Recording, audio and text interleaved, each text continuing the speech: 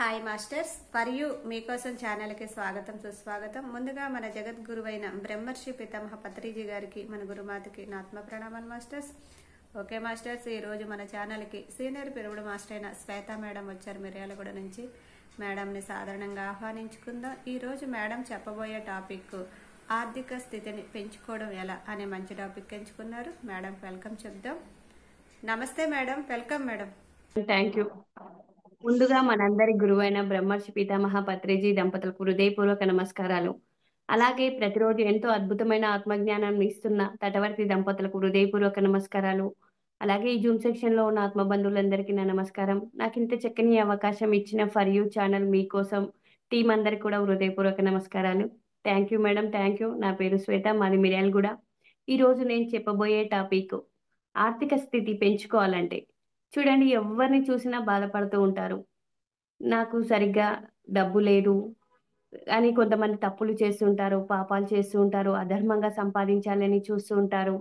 ఎవరిని చూసినా ఆర్థిక స్థితి పెంచుకోవాలనుకుంటారు, ఎన్నో ప్రయత్నాలు చేస్తున్నారు, ఎన్నో వ్యవహరిస్తారు, దానికోసం ఇంకా ఓవర్ టైమ్స్ చేస్తూ ఉంటారు. కానీ ధ్యాన జీవితంలోకి వచ్చిన తర్వాత మనము ఎలా సంపాదించాలి అన్ని బాగా అర్థమవుతుంది. అధర్మంగా కాదు, ఎవరిది అయాచితంగా తీసుకోవద్దు, ఎంత ఆశపడినా రాదు, మనకు అర్హత ఉంటేనే వస్తుంది అని తెలుసుకోవడం. కోట్లు కోల్పోయిన వారు కూడా ఉన్నారు. ఎంతో మంది బిట్ కాయిన్స్ లో పెట్టి, ఇంకా షేర్ మార్కెట్ అని ఎన్నో విధాల పెట్టి కోల్పోయిన వారు కూడా మన సొసైటీలో చాలా మంది ఉన్నారని చెప్పుకోవచ్చు. అంతెందుకు, మేము కూడా మేము భూమి కొన్నాము. భూమి కొన్న తర్వాత ఏం జరిగిందంటే, ఈ మధ్యలోనే అది ఒకరు కబ్జా చేయడం జరిగింది.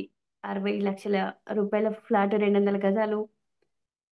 అది కొన్నాక దాని మీద వేరే వారు దాన్ని కబ్జా చేయడం జరిగింది. దాన్ని లోన్ తీసుకోవడం జరిగింది, 20 లక్షల లోను. ఎన్నో సఫరింగ్ జరుగుతున్నాయి. అంటే ఇవన్నీ మనం ఏదో గత జన్మలో ఎవరికో చేశాము అన్న అవగాహన వచ్చింది. లేదు అంటే ధ్యానం చేయకుండా ఉంటే ఏడ్చుకుంటూ కూర్చునే వాళ్ళం. ఎందుకు నాకు ఇట్లా అయిపోయింది, ఏంటో నా మాది ఇట్లా అయ్యింది, అందరిది బానే ఉంది గదా అని ఎంతో అజ్ఞానంగా మాట్లాడతాం. కానీ ఇప్పుడు మనకు అవగాహన వచ్చింది. ఇప్పుడు ఏదో గత జన్మలో ఎవరికో మనం కూడా ఏదో చేసి ఉన్నాం. అది మాట సాయం చేశామో, ఏం చేశామో అన్న అవగాహన వచ్చింది. అంటే అది ఎందువల్ల వచ్చింది? మనము ఏదో గత జన్మలో ఏదో చేశాము గాబట్టి ఇప్పుడు అది ఆ పెయిన్ అన్నది మనం అనుభవిస్తేనే పోతుంది అన్నది కూడా అర్థమవుతుంది. అంతేకాదు, లోకంలో డబ్బు లేదని బాధపడేవారు, డబ్బు సంపాదించాలని ప్రయత్నం చేసేవారు, సంపాదించలేకపోయానని బాధపడేవారు, డబ్బు ఉన్న వాళ్ళని చూసి అసూయపడేవారున్నారు. ఇలా రకరకాలుగా ఉన్నారు. ఏమీ చేయలేక నిరాశగా ఉన్నవారు కూడా ఉన్నారు. దేవుణ్ణి నిందించేవారు కూడా ఉన్నారు. ఎందుకు? కొంతమందిని ఉన్న వాళ్ళనిగా పుట్టిస్తాడు, కొంతమందిని పేదవారిగా పుట్టిస్తాడు, కొంతమందిని ఎందుకింత దుర్బలమైన స్థితి ఉంది అని ఆర్థికంగా చాలా మంది బాధపడుతూనే ఉంటాము. అవన్నీ మన ఇంట్లో కూడా జరుగుతూ ఉంటాయి. ఎందుకంటే ఆర్థిక డబ్బు అన్నది అది మన అవసర నిమిత్తంగా ఉంటే చాలు అని ఇప్పుడు ధ్యాన మార్గంలోకి వచ్చింది. మనకి ఏ కోట్లు కూడబెట్టుకోవాలి అన్నది కూడా లేదు. కానీ ఆర్థిక విషయాల మీద అవగాహన చేసుకుందామని దానికి 4 పాయింట్లు చెప్పడం జరిగింది సారు. ఇది ఆర్థిక స్థితి పెంచుకోవాలి అంటే తటవర్తి రాఘవరావు సార్ రాసిన బుక్‌లో నుంచి చెప్పడం జరుగుతుంది. ఆర్థిక సమస్యలకు కారణం మొదటిది. ఆర్థిక సమస్యలకు కారణం తెలుసుకోవాలి. అలాగే రెండోదొచ్చేసి ఆర్థిక స్థితి సరిగ్గా లేకపోవడానికి కారణం. మూడోది ఆర్థిక స్థితి పెంచుకోవాలంటే ఏం చేయాలి? 4 ఈ జన్మలోనే ఆర్థిక స్థితి పెంచుకోవాలంటే ఏమి చేయాలి అన్నది వాటి గురించి కూడా తెలుసుకుందాం. ఇది మళ్ళీ ఒకసారి చెప్తాను వీటికి. ఎందుకంటే మనకు అవగాహన ఉంటే మనం ఏం చేస్తున్నాము, ఏంటి అన్నది మనకు బాగా అర్థమవుతుంది. ఈ పాయింట్లు రాసుకోవాలి అనుకున్న వాళ్ళు రాసుకోవచ్చు కూడా. ఆర్థిక సమస్యలకు కారణం మొదటిది. రెండోది ఆర్థిక స్థితి సరిగ్గా లేకపోవడానికి కారణం. 3 ఆర్థిక స్థితి పెంచుకోవాలంటే ఏమి చేయాలి? అలాగే నాలుగోదొచ్చేసి ఈ జన్మలోనే ఆర్థిక స్థితి పెంచుకోవాలంటే ఏమి చేయాలి? వీటి గురించి కొంచెంగా తెలుసుకుందాం. ముందు మొదటిదొచ్చేసి ఆర్థిక సమస్యలకు కారణం. మానవుడు ఎన్నో ఉన్న తృప్తి లేకపోవడం, కోరరానివి కోరుకోవడం, ఇంకా ఇంకా అని ఆశపడడం, ఉన్నదాంతో తృప్తి పడడు. మనకు ఒక బిల్డింగ్ ఉందంటే తృప్తి ఉండదు. ఇంకా రెండంతస్తుల బిల్డింగ్ ఉండాలి. లేదంటే ఇంకా ఎదుటోడు ఒక అంతస్తు ఏసిండంటే మనం 4 అంతస్తులేయాలని ఇంకా ఆశ. ఎంతసేపు ఆశకు పోతాం, అత్యాశకు పోతాము. అత్యాశకు పోతే ఏముంది, ఉన్నది గూడా పోతుంది అని అంటూ ఉంటారు. కోరికలు మనసు కోరిందల్లా తీర్చుకోవాలని ఇంకా ధనం అవసరం. అందుచేత ఆ ధనం సంపాదించడం కోసం ప్రతి ఒక్కరూ చెయ్యకూడని పనులు చేస్తూ ఉన్నారు. మోసాలు చేస్తున్నారు. అబద్ధాలాడుతూ ఉంటారు. అధర్మమైన మార్గాన్ని కూడా వ్యవహరిస్తుంటారు. ఇప్పుడు ఎంతోమంది సృష్టి విరుద్ధమైన పనులు చేయడం వల్లనే ఆర్థిక స్థితికి కారణాలని చెప్పగలుగుతున్నారు. అంటే మనము సృష్టికి అనుగుణంగా ఎలా ఉంటదో అలా నడిస్తే ధర్మపరంగా ఎవరిది అయాచితంగా ఆశించకుండా ఉంటే ఆర్థిక స్థితి రాదు అని నాకు అవగాహన కలిగింది. అంటే ఆర్థిక సమస్యలకు చిక్కుకుంటున్నారు. నేను ఆర్థిక సమస్యలతో సతమతమవుతున్నాను అని వాపోతున్న వారు కూడా ఉన్నారు. పైగా న్యాయంగా ఉంటే ఇప్పుడెవరైనా సాధించగలమా? సంపాదించగలమా? చేసే పనిని సమర్థించుకుంటారు. అసలు ధర్మంగా ఉంటే ప్రస్తుత కాలంలో జీవించగలమా? అనే వాళ్ళు కూడా చాలామంది ప్రశ్నిస్తూ ఉంటారు. కానీ అంతకన్నా ఆలోచించడం లేదంటారు. చూడండి మన దగ్గర ఎంత ఉంది? దీనికన్నిటికి తృప్తి పడము. ఉన్న వాటితో ఎంతసేపు తృప్తి పడము. ఇంకా నాకు లేదు. ఇంకేం చేయాలి? డబ్బు సంపాదించాలంటే ఇంకా, ఇంకా ఏం చేయాలి? ఎలాంటి పనులు చేస్తే మనం డబ్బు బాగా సంపాదిస్తాము? రాజకీయంగా పోతే డబ్బు సంపాదిస్తామా అని ఆలోచిస్తుంటాము. అలాగే ఒక తొందరగా కోటీశ్వరుని కావాలని ఆశపడాలని ఇన్వెస్ట్‌మెంట్ చేస్తూ ఉంటాం డబ్బులు. అంటే ఫైనాన్స్ ద్వారానా ఏదో ఒక విధంగా తొందరగా డెవలప్ అవ్వాలి అని ఎంతో అధర్మ పరంగా చేస్తే మనకు ఆర్థిక సమస్యలు వస్తాయని అర్థమవుతుంది. అవన్నీ ఎందుకు వస్తున్నాయి అంటే మనం ఆశ ఇంకా ఉన్న వాటితో తృప్తి పడట్లేదు. ఇంకా ఇంకా కావాలి అంటున్నాం. ఇంకా ఇంకా కావాలనుకుంటూ వాటి మళ్ళీ ఒకేసారి డబ్బు పెడితే లక్షలు పెడితే కోట్లొస్తాయి. అలా పెట్టి మనం నష్టపోతాము అన్నది కూడా మనం తెలుసుకోవాలి. ఎవరైనా సరే గతంలో చేసుకొని సంపాదించుకున్న అర్హతని బట్టి వారి ప్రస్తుతం ఆర్థిక స్థితి ఆధారపడి ఉంది. ఎవరైనా సరే ఇప్పుడు మనం బాగా భోగాలున్నాయి అంటే మనం బాగా పుణ్యం చేసి ఉంటాము. భోగవంతమైన జీవితం అనుభవిస్తున్నాము అంటే గతంలో ఎంతో పుణ్యం చేసి ఉంటే ఇప్పుడు భోగవంతమైన జీవితం వస్తుంది. అలాగే మనం ఏమీ దహనం చేయకుండా ఎలా ఉంటే దానం చేయకుండా ఉంటే మనకేమైనా వస్తుందా అంటే ఏమీ రాదు. ఏదైనా మనం గత జన్మలో చేసిన కర్మని బట్టే అనుభవించాలి. ప్రస్తుతం ఆర్థిక స్థితి ఆధారపడి ఉంది. అందుచేత ఎవరైనా సరే వారికి ఇవ్వబడిన ఆర్థిక స్థితికి తృప్తి పడి, అవసరాలకు పరిమితం అవ్వాలి. అవసరమైన కోరికలకు బానిస కాకుండా, సృష్టి ధర్మానికి అనుగుణంగా సంపాదిస్తే ఎవరికీ ఆర్థిక సమస్యలు రావు. సృష్టి ధర్మాలు, నియమాలకు అనుగుణంగా ఎవరైతే జీవిస్తారో వారికి ఆర్థిక పరిస్థితి రాదు అని చెప్పడం జరిగింది. అంటే ఆర్థికంగా ఇబ్బందులు పడుతున్నాము అంటే బాధపడవలసిన అవసరం కూడా రాదు. అందుచేత తెలుసుకోండి ఎవరైనా సరే అత్యాశతో ఇంకా అంటూ అడ్డ మార్గాల ద్వారా సంపాదించడానికి ప్రయత్నం చేస్తే ఆర్థికంగా అనర్థాలొస్తాయి.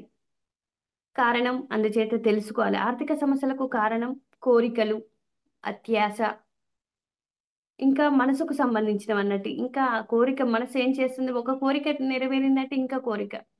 ఇప్పుడు మనము ఉన్న వాటితో తృప్తి పడం. అత్యాసకు పోతాం. ఎంతసేపు అత్యాసకు పోతే ఆర్థిక ఇబ్బందులే వస్తాయి. అందరికన్నా బాగుండాలి. నేనే గొప్పగుండాలి. అన్నీ నా దగ్గరే గొప్పవి ఉండాలి అనుకుంటాము. అలా అనుకుంటూ ఇంకా అత్యాస పడతాం. ఎంత అత్యాస పడితే మనకు ఆర్థిక సమస్యలు అంత ఎక్కువవుతాయి అని కూడా నాకర్థమవుతుంది.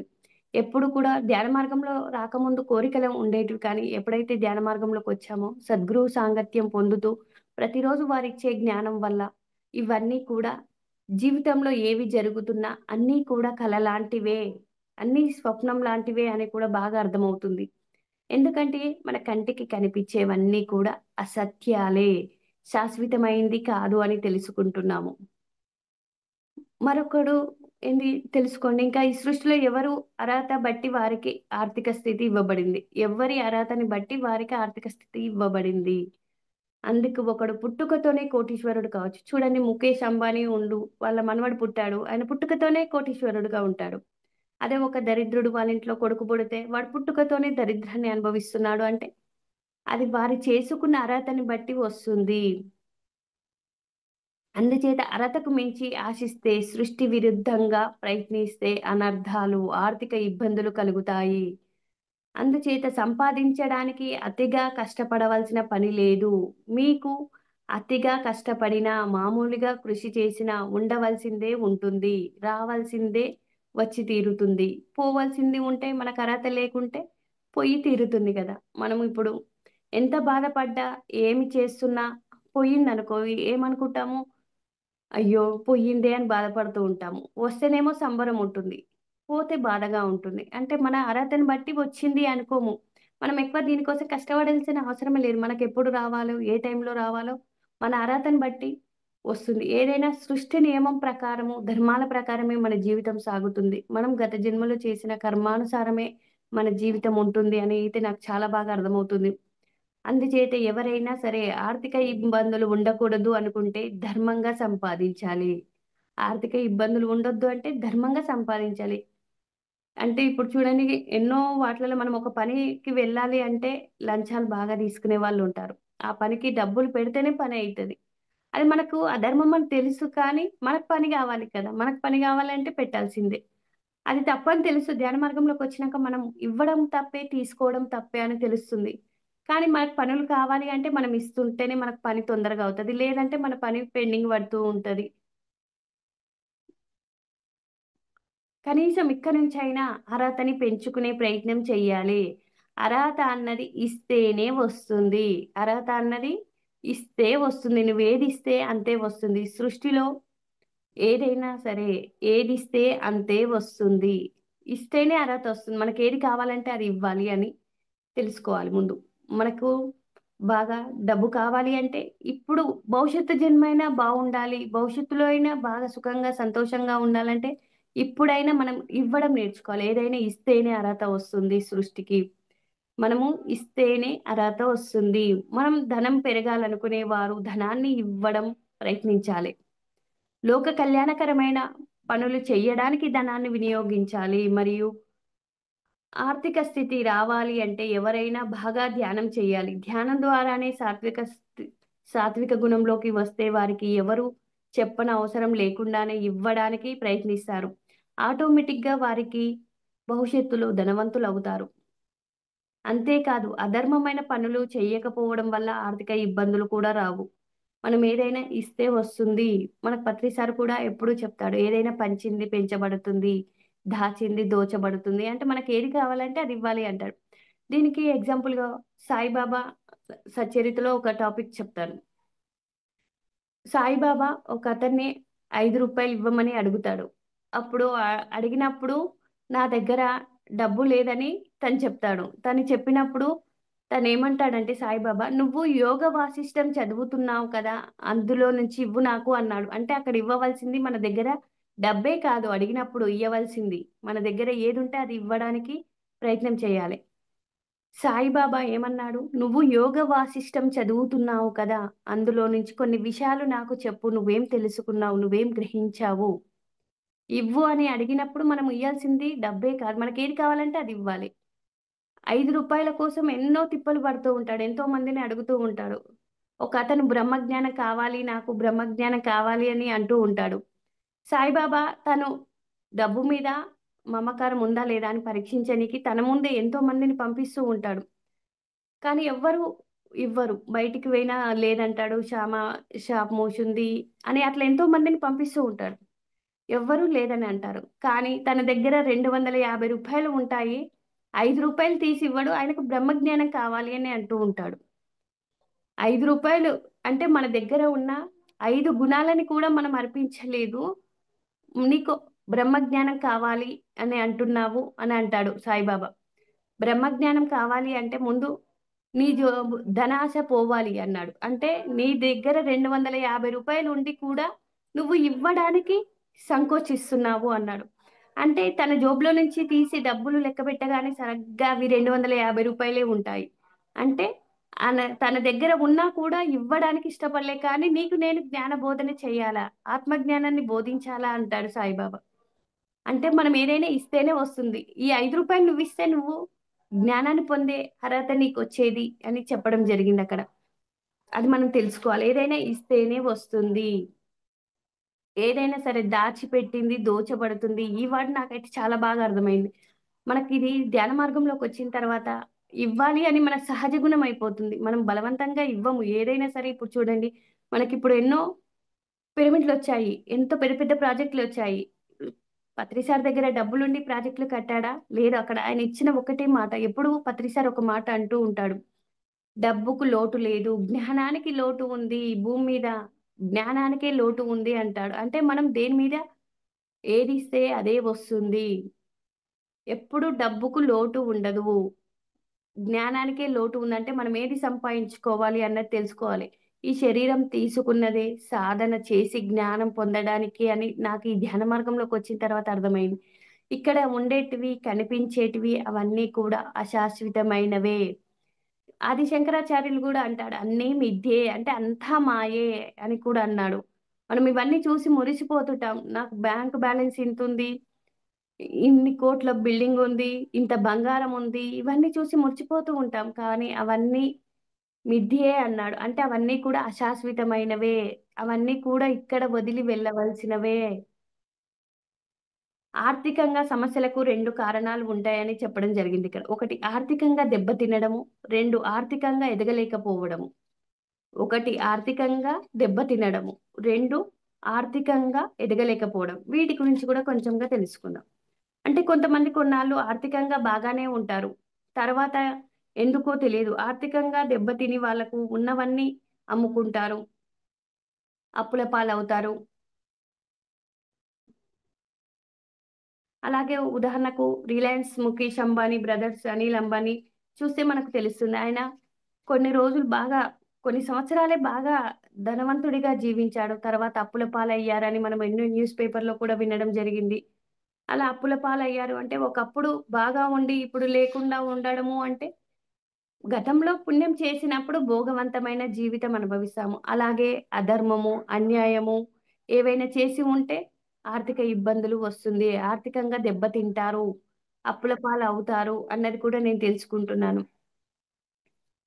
అందుచేత ఆర్థిక స్థితి దెబ్బతింది అంటే ఖచ్చితంగా ఇంతకు ముందు అంటే గతంలో కానీ, గత జన్మలో కానీ వారు చేసిన మోసాలు, అధర్మ సంపాదన, ఇతరుల ధనాన్ని అపహరించడం, దోచుకోవడం, దౌర్జన్యంగా సంపాదించడం, రౌడీయిజం చేసి ఇలాంటివి చేసి సంపాదించడం వల్ల వాటి ఫలితాలు ప్రస్తుతం అనుభవిస్తున్నారని తెలుసుకోవాలి. ఫస్ట్ బావుంటది. భోగవంతమైన జీవితం ఉన్నంత సేపు సుఖాలు, భోగాలు అనుభవిస్తాము. కానీ మనం చేసిన కర్మ ఫలితం అన్నది ఖచ్చితంగా అనుభవించాలి. అది మనం అధర్మంగా సంపాదించామనుకోండి, రౌడీయిజం చేసి సంపాదించినప్పుడు సుఖంగానే ఉంటది. కానీ అది అనుభవించేటప్పుడు దుర్బలంగా ఉంటుంది. అనుకుంటాం గదా! మనకింత ఆర్థికంగా ఇబ్బంది వచ్చినా, ఏదొచ్చినా అనుకుంటాం గదా! అయ్యో! నేను ఎవరికి ఏం పాపం జేశానో, నా జీవితంలో ఇలా వచ్చింది. నాకు ఆర్థిక సమస్యలు ఇన్నొచ్చాయి అంటే నేను గూడా గతంలో ఎవరికైనా ఏమన్నా చేసి ఉండొచ్చు అన్న అవగాహన మనకు కలుగుతుంది. ధ్యాన మార్గంలోకొస్తేనే అవగాహన ఉంటుంది. కానీ ధ్యానంలోకి రాకముందు అదేమీ ఉండదు. ఎంతసేపు ఇతరులది లాక్కోవాలే అన్నట్టుగా ఇతరులది నాకు కావాలి, వచ్చి పడాలి, అధర్మంగా రావాలి. వారికున్నదంతా నాకొచ్చేసేయాలి అన్నట్టుగా ఉంటది కానీ, ధర్మ మార్గంలో, ధ్యాన మార్గంలో, ఆత్మ మార్గంలో ఉన్నప్పుడు ఏది ఉన్నా, ఏది లేకపోయినా తృప్తి మాత్రం వస్తుంది అనేది నాకర్థమైంది. ప్రస్తుతం ఈ విషయాలు వారికి తెలియకపోవచ్చు కానీ, ఎవరైనా సరే ఇంతకు ముందు చేసిందే అనుభవించవలసింది. ఈ విషయాలు తెలియక చాలామంది అధర్మ మార్గాల ద్వారా డబ్బు సంపాదిస్తారు. కానీ సృష్టిని నడిపిస్తూ ఉన్న భగవంతుడు ఏర్పాటు చేసిన నియమాలు, ధర్మాలు పాటించడం లేదు. అందుచేతే సృష్టి విరుద్ధంగా ప్రయత్నించిన వారు దానికి తగ్గ ఫలితం అనుభవించవలసిందే. అనుభవిస్తున్నారు కూడా. చూడండి మన సొసైటీలో కూడా కొంతమంది మాస్టర్‌లు ఏమంటారంటే మనీ మెడిటేషన్. ఇది నేను కూడా చేసినా అని జెప్తా. సంపద, సమృద్ధి అని అంటే మనకు ఆర్థిక ఇబ్బందులు పోతాయి అన్నట్టుగా చేసేది కానీ, దానివల్ల నా సమయమే వృధా అయిందని చెప్తాను. డబ్బులు అది కొంతమంది సొమ్ము చేసుకునే వాళ్ళు కూడా ఉన్నారు. ఇలా మనీ మెడిటేషన్ అని, చక్ర విభాగస్ అని కొన్ని ధ్యానాలు చెబుతున్నారు. అవన్నీ కూడా మనం ఎంతో నష్టాన్ని కల్పిస్తాయని నాకు అవగాహన అయింది. నా స్వానుభవం అన్నట్టు. సెకండ్ లెవెల్‌కి గూడా మళ్ళీ మీరు క్వాలిఫై అయ్యారు. మళ్ళీ ఇప్పుడు 3000 కట్టాలి అని చెప్పారు. మనీ మెడిటేషన్ చెయ్యడం వల్ల మనకు మనీ వస్తదో రాదో తెలవదు కానీ, ఆ మనీ మెడిటేషన్ చేయించిన వారికి మాత్రం ఖచ్చితంగా మనీ వస్తది. మనకి వస్తదని అయితే చెప్పను. ఎందుకంటే నాకేమి రాలేదు గాబట్టి నేను చెప్తాను అట్లని. నా స్వానుభవం అన్నట్టు. అంటే ఆ ధ్యానం చేస్తే నాకు నా లైఫ్ ఏమైనా మారిపోతుందా? ఆర్థిక ఇబ్బందులు పోతాయా? అని ఏదో అజ్ఞానంతో చేశాననే చెప్పవచ్చు. ఎందుకు అంటే మనం ధ్యానాలు చేయడం వల్ల మనకేమి కర్మ విభాగక ధ్యానం చేస్తే కర్మ విభాగకు పోదు. సంపద సమృద్ధి ధ్యానం చేస్తే సంపద వస్తుంది అని కాదు. కానీ ఏదో వస్తది అన్న ఆశతో చేశాం. కానీ అదంతా కూడా మన సమయాన్ని వృధా చేసుకునేదని నా స్వానుభవంగా చెప్పగలుగుతాను. వాళ్ళేమైనా ఎంతసేపు సంపద, సమృద్ధి అన్నది ఎంతసేపు అఫర్మేషన్‌లే ఇచ్చేది. ఫస్ట్ రోజు నుంచి 15 రోజుల వరకి ఆ 15 రోజులయి గూడా మళ్ళీ రోజు రాస్తూనే ఉండాలి. నిన్నటిది రాయాలి, ఇయాల రాయాలి. డబ్బులొచ్చిందా అది సమస్య కాదు. చెయ్యి నొప్పి మాత్రం వచ్చేది. ఎందుకంటే అఫర్మేషన్‌లు రాయలేక యాస్టొచ్చేది. వాళ్ళిచ్చినయన్నీ రాస్తూనే ఉండాలి. ఒకటో రోజు ఇచ్చినయి 15 రోజుల వరకు మళ్ళీ 15 రోజులయి గూడా రాస్తూ ఉండేది. అంతే తప్ప అక్కడ ఏమీ లేదు. నా సమయాన్ని వృధా చేసుకున్నానని నా స్వానుభవంగా చెప్పగలుగుతాను. అలాగే శ్రీకృష్ణ భగవానుడు కూడా చెప్తాడు. స్పష్టంగా చెప్పారు. 4వ అధ్యాయం 37వ శ్లోకంలో. అర్జున, బాగుగా ప్రజ్వలింపజేయబడిన అగ్ని కట్టెలు ఏ ప్రకారంగా బూడిదగా చేస్తుందో, ఆ ప్రకారంగానే జ్ఞానాగ్ని సమస్త కర్మలను భస్మం చేస్తుంది.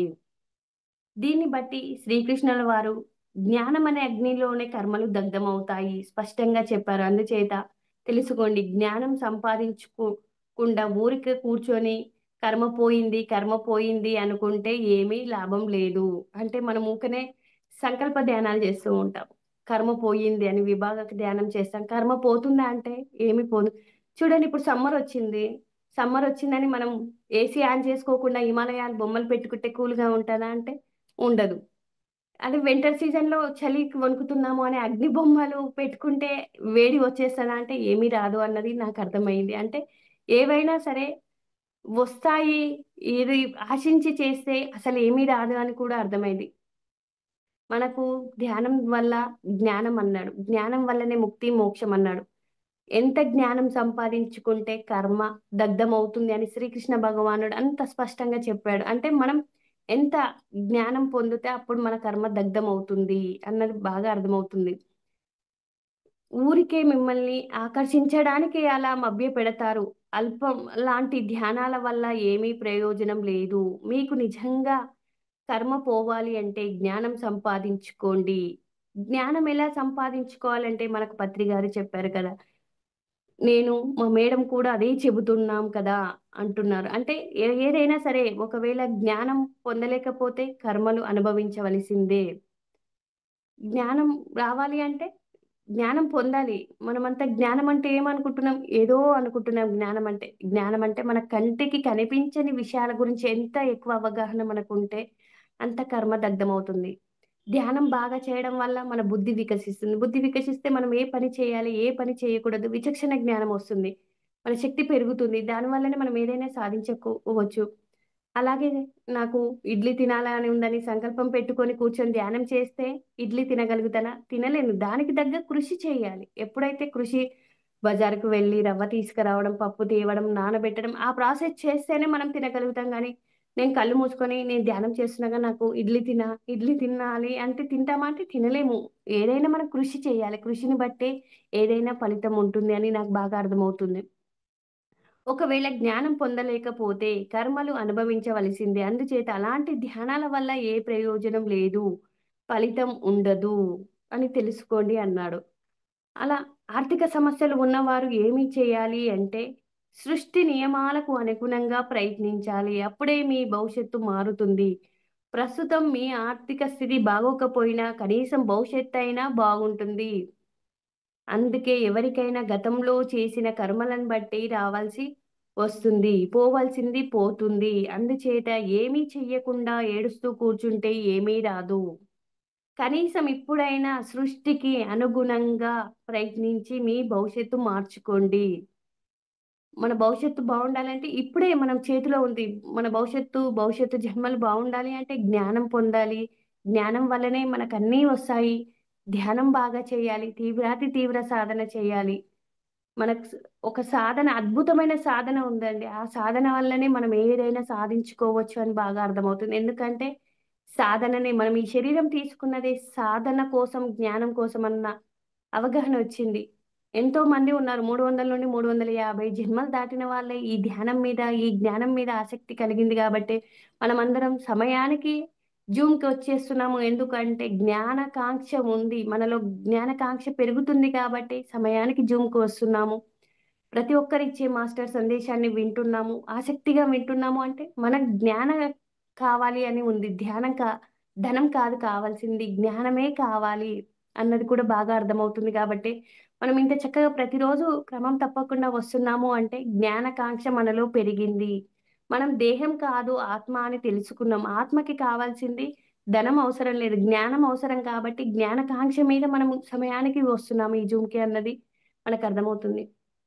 ఇంత తపనతో చేస్తున్నాము అంటే జ్ఞానం కోసమే అని కూడా బాగా అర్థమవుతుంది. అందుచేత ఎవరికైనా గతంలో చేసిన కర్మల్ని బట్టే రావాల్సి వస్తుంది. పోవలసింది పోతుంది. అందుచేత ఏమీ చెయ్యకుండా ఏడుస్తూ కూర్చుంటే ఏమీ రాదు. కనీసం ఇప్పుడైనా సృష్టికి అనుగుణంగా ప్రయత్నించాలి. భవిష్యత్తు మార్చుకోండి అని చెప్తున్నాడు. ఇంకా తమ దగ్గర వారు డబ్బు ఎగ్గొట్టారు. మనల్ని మోసం చేశారు అంటారు. దానికి కారణం ఇంతకుముందు జన్మల్లో వీళ్ళు ఎవరినో మోసం చేశారు. దాని ఫలితం ఇప్పుడు అనుభవిస్తున్నారని చెప్పాలి. మా ఆయన ఫ్రెండే అసలు తను 60, 70 లక్షలు ఎగ్గొట్టిపోయాడు. రేపు వెళ్ళే టైంకు కూడా మా వారి దగ్గర రూ. 10,000 ఫోన్ తీసుకొని వెళ్ళాడు. మాకు కూడా 50, 60 వేలు ఇయ్యాలి. చిన్నప్పటి నుంచి కలిసిమెలిసి పెరిగిన ఫ్రెండే. ఎందుకిలా చేశాడు? మనకిప్పుడు ధ్యాన మార్గంలోకి వచ్చినంక అర్థమవుతుంది. ఏదో గత జన్మలో మనం కూడా ఏదో చేశాము. అది మాట సాయం చేశామో, తి ఏం చేశామన్నది మనకు గత జన్మలన్నది మనకు తెలియదు కదా! తెలియదు గాబట్టి ఇలా జరిగింది. కానీ ఏమనుకున్నాం ధ్యాన జీవితంలోకి రాకముందు సొంత ఫ్రెండే, చిన్నప్పటి నుంచి కలిసి పెరిగిన ఫ్రెండే రేపు పొద్దున ఎళ్ళిపోతా అని కూడా మళ్ళీ రూ. 10,000 ఫోన్ తీసుకొనెళ్ళాడే మన దగ్గర. ఇంకా 50, 60 వేలు కూడా ఇచ్చేదుంది. కానీ ఇవ్వలేదు. మోసం చేశాడు, ఎళ్ళిపోయాడు అని అప్పుడు ధ్యానంలోకి రాలేదు. అప్పుడు అలానే అనుకున్నాం. ఇంత దగ్గర ఫ్రెండు, ఇంత కలిసిమెలిసి ఉండి పక్కన వాళ్ళ అమ్మమ్మ ఊర్లో పక్కనే ఉండేవాళ్ళు.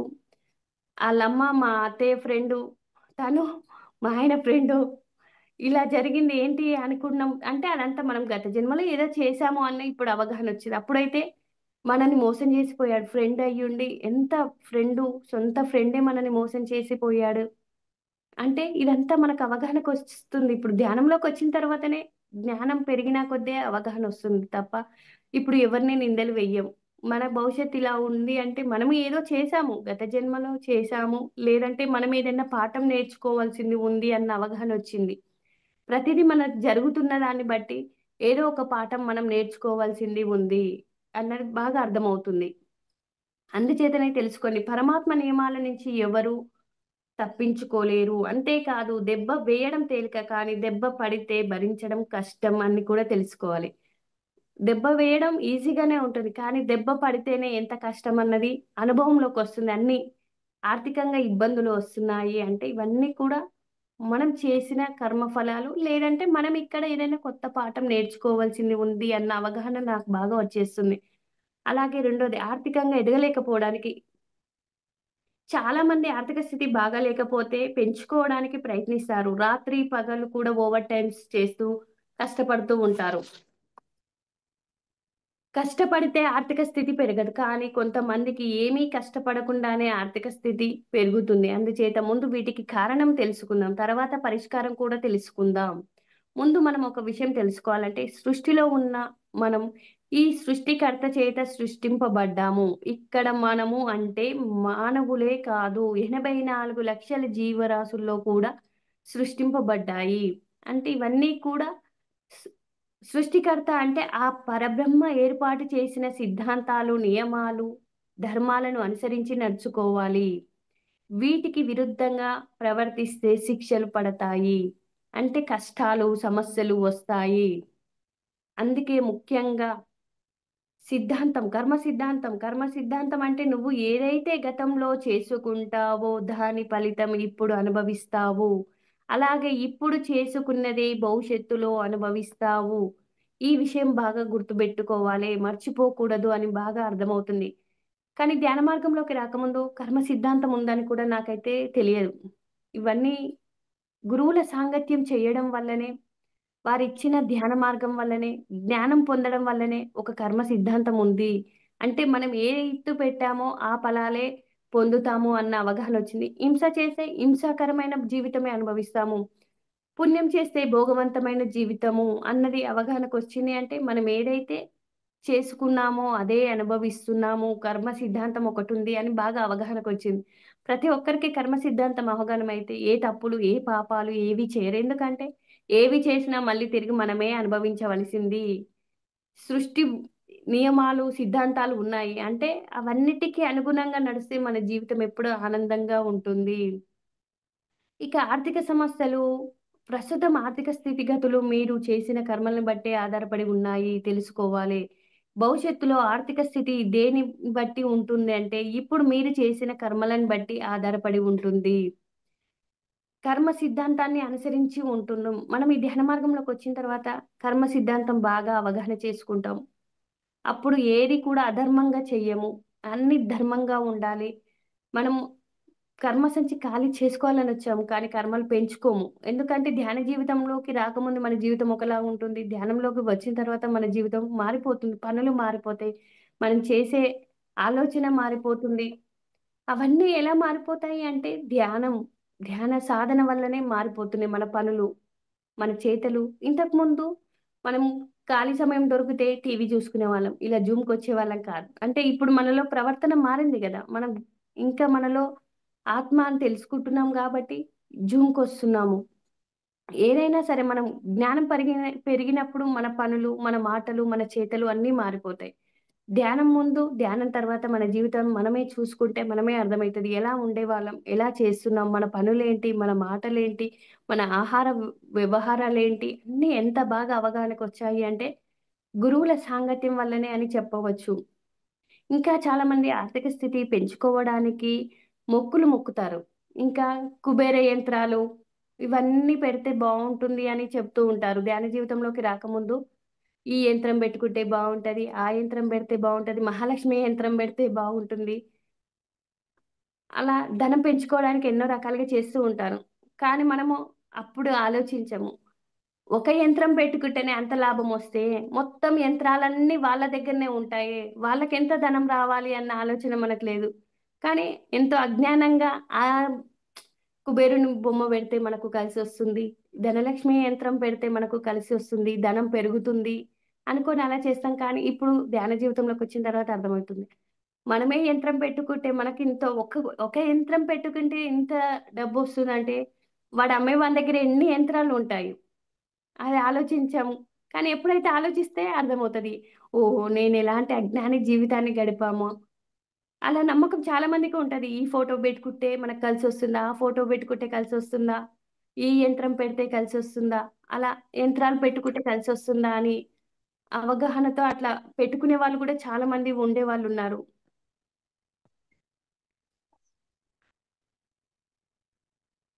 కానీ ఆర్థిక స్థితి పెంచుకోవాలి అనుకునేవారు ముఖ్యంగా ఈ విషయాల మీద అవగాహన ఉండాలి. నేను ఈ సృష్టిలో ఉన్నాను. ఈ సృష్టి చేత చేసిన సృష్టికర్త ఉన్నాడు రెండో పాయింట్. మూడోది ఇందులోచ్చేసి ఆ సృష్టికర్త ఏర్పాటు చేసిన నియమాలు అంటే ధర్మాలు, సిద్ధాంతాలు కూడా ఉన్నాయి. మర్చిపోకూడదు. ముఖ్యంగా ఈ సృష్టిలో నేను ఉన్నాను. సృష్టి నియమాలు అంటే ధర్మాలు ఉన్నాయి. అన్ని విషయాలు మర్చిపోకూడదు. ఎందుకంటే మీరు ఏది పొందాలనుకున్నా, ఏది సంపాదించాలనుకున్నా సృష్టి నియమాలను అనుసరించి ప్రయత్నించాలి. అంతేకాదు మీరు అనుకున్నట్లు ప్రయత్నించినా, కష్టపడినా ప్రయోజనం లేదు. ఏ గురువు, ఏ పీఠాధిపతులు ఏమీ చెయ్యలేరు. వారు కాళ్ళ మీద పడితే ఏమీ ఉపయోగం లేదు. ధ్యానంలోకి రాకముందు ఎంతోమంది గురువులని ఆశ్రయిస్తే మనకు లాభం పొందుతుంది. మన ఆర్థిక సమస్యలు పోతాయి. ఇది, అది అని ఏవేవో చెప్పేవారు. నాకు పెళ్లి కానప్పుడు మా అమ్మ వాళ్ళ ఇంట్లో ఒక అతనొచ్చి ఫస్ట్ కొంచెం చిన్న స్పూన్ బియ్యమే అడుగుతాడు. మీకు ఆర్థిక సమస్యలు పోతాయి ఇవని ఏదో చెప్పి దగ్గర దగ్గర రూ. 2000 దాకా తీసుకొని పోయాడు.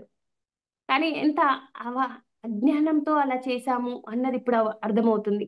అంటే వాళ్ళేదో పూజ చేసినంత మాత్రాన మనకు కలిసొస్తది అని ఏదో అంత మూఢనమ్మకంగా జీవించామని కూడా చెప్పుకోవచ్చు. అవన్నీ ఎందుకు జరుగుతున్నాయి అంటే మన అజ్ఞానం వల్లనే అవి జరిగాయి అని నాకు అవగాహనకొచ్చింది.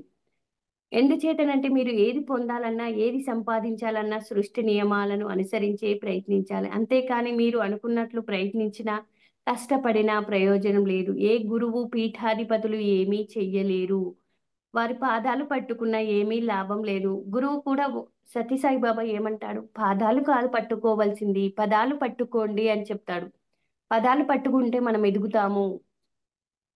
గురువులు మనం ఆశ్రయించేది, వారికి సేవ చేసేది, వారి నుంచి సరైన మార్గం తెలుసుకోవడానికే. అంతేకాని వారు మనకి ధనం ఇవ్వలేరు. మనల్ని ధనవంతుల్ని చెయ్యలేరు. ఇప్పుడు రెండో పాయింట్, ఆర్థిక స్థితి సరిగ్గా లేకపోవడానికి కారణాలు. ముఖ్యంగా 3 కారణాలు చెప్పుకోవచ్చు. ఆర్థిక స్థితి సరిగ్గా లేకపోవడానికి కారణాలు. అర్హత లేకపోవడం. 2 పేదవాడి అనుభవం పొందడాని కోసం అలాంటి జన్మ ఎంచుకోవడం. 3 ఆధ్యాత్మికంగా ఎదగడానికి డబ్బు అవసరం లేదు. అందుకే ధనం ఎంచుకోరు. యోగుల కుటుంబాన్ని ఎంచుకుంటారు. ఆర్థిక స్థితి సరిగ్గా లేకపోవడానికి 3 కారణాలున్నాయి. అవి కూడా వివరంగా తెలుసుకుందాం. అర్హత పొందకపోవడం. మొదటిదొచ్చేసి అర్హత లేకపోవడం. రెండోది పేదవాడి అనుభవం పొందడం కోసం అలాంటి జన్మ ఎంచుకోవడం. మూడవది ఆధ్యాత్మికంగా ఎదగడానికి డబ్బు అవసరం లేదు. అందుకే ధనం ఎంచుకోరు. యోగుల కుటుంబాన్ని ఎంచుకుంటారు. ఇప్పుడు మనకు ధ్యాన జీవితంలోకొచ్చిన తర్వాత అర్థమవుతుంది అర్హత. అర్హత లేకపోవడం అంటే భూమి మీదకి వచ్చాం కానీ అర్హత సంపాదించుకోకుండా వచ్చాం. ఏ అర్హత అంటే ఆర్థిక స్థితి పొందే అర్హత. అందుచేత ఎవరికైనా ధనం ఉంది అంటే వారు అర్హత ఉంది. ధనం లేదు అంటే అర్హత లేదు అని తెలుసుకోవాలి. అందుచేత అర్హత లేకుండా ఏమి చేసినా, ఎంత కష్టపడినా, ఓవర్ టైములు చేసినా ధనం పెరగదు. దొంగతనాలు చేసినా ధనం పెరగదు. మీ తెలివితేటలు అర్హతని సంపాదించడానికే ఉపయోగించుకోవాలి. అంటే అర్హత ఏదైనా అర్హత ఇప్పుడు లేదు, లేని జీవితం అనుభవిస్తున్నాము, ఆర్థికంగా ఇబ్బంది పడుతున్నాము అంటే మనం అర్హత సంపాదించుకోలేదు. ముందు అర్హత సంపాదించుకోవాలంటున్నారు. ఏదైనా అర్హతని బట్టే మనకు వస్తుంది. మన ప్రాప్తంలో ఏది ఉందో అదే మనం అనుభవిస్తామని పెద్దలు చెబుతూ ఉంటారు. అర్హత లేకపోవడానికి కారణం గత జన్మలో చేసిన మోసాలు, అధర్మ సంపాదన అంటే ఇతరుల ధనాన్ని అపహరించడం, అమాయకులను అధికార బలం చూపించి దోచుకోవడం, గతంలో ఎంతో ధనం ఉన్నా పంచకపోవడం, గతంలో ఎవరికి ఏది ఇవ్వకపోవడం, గతంలో దాన ధాన్యాలు చేసి ఉండకపోవడం, ఇవన్నీ అర్హత లేకపోవడానికి కారణం. అంటే మనం ఎవరికి దాన ధర్మాలు చేసి లేదమనుకో, ఇప్పుడు ఏమీ లేని పరిస్థితిలో ఉంటాము. ఆర్థిక ఇబ్బందులతో ఉంటాము. ఇవన్నీ ఏదైనా గతంలో ఎంతైనా ధనం ఉన్నా పంచకపోవడం. అంటే మన దగ్గర ఉన్నది మనమే తినాలి, మన పిల్లలే తినాలి, మన కుటుంబీకులే తినాలి. ఈ స్వార్థం ఎక్కువుంటుంది మనము. కానీ ధ్యాన జీవితంలోకొచ్చినంక ఎవ్వరిది ఇది మనది కాదు. మనకు ఆ పరమాత్మ ఇచ్చాడు అంటే త్యాగపూర్వకంగా మనం అనుభవించాలి. ఇంకా లోక కళ్యాణకరమైన పనులకు ఉపయోగించాలి అన్న సహజ గుణం అయిపోతుంది. ఇవ్వాలి అన్నది సహజ గుణం అయిపోతుంది. ఇవన్నీ అర్హత లేకపోవడానికే కారణాలు. ఇలాంటి పనులు చేసినప్పుడే ఏడిస్తే డబ్బు వస్తుందా తెలుసా? ఇది తెలియకో ఎంతోమంది ఏడుస్తూ ఉంటారు. డబ్బొస్తదా? ఏడ్చినంత మాత్రాన డబ్బు రాదు. అలాంటి వారు ఇప్పుడు ఏం చేయాలి అంటే, కనీసం ఇప్పటి నుంచైనా ఎవరిని మోసగించకండి. ఎవరికీ అన్యాయం చెయ్యకండి. అధర్మంగా సంపాదించకండి. ఇప్పుడైనా మనం తెలుసుకుంటే మన భవిష్యత్తు జన్మలు బాగా ఉంటాయి. అలాగే రాఘవరావు సారు ఆయనేం చెప్పాడు, 20 సంవత్సరాల క్రితం నేను పత్రి సార్ పరిచయం కాకముందు డబ్బు సంపాదించాలి. ఎప్పుడు రాత్రి పగలు డబ్బు సంపాదిస్తే గొప్పగా ఉంటుంది వారి జీవితం అన్నట్టుగా జీవించేవాడిని. అట్లని రైస్ మిల్ వ్యాపారం చేసేవాడిని. ధర్మంగా చేశానా అంటే అక్కడ నేను ధర్మం కాదు, పాపమే చేశానని చెప్తానంటాడు సారు. సార్ అనుభవం చెప్పాడు. అంటే రైస్ మిల్ వ్యాపారం అంటే ఎలా ఉంటది? ఆయన ధ్యానం చేస్తుండు గానీ ఆయనలో అంతర్మథనం జరుగుతుంది. నేను ఆర్థికంగా బాగా ఉన్నాను. కానీ నేను చేసేది ఏంటి? తప్పు చేస్తున్నానా? అధర్మంగా ప్రవర్తిస్తున్నానా? అని విచారణ చేశాడు. తనకు తను విచారణ చేసినప్పుడు సార్‌కే అర్థమైందంట. అంటే నేను డబ్బు అయితే సంపాదిస్తున్నా, ఆర్థికంగా బాగానే ఉన్నా. కానీ దీనితో పాటు పాపం కూడా సంపాదించుకుంటున్నా.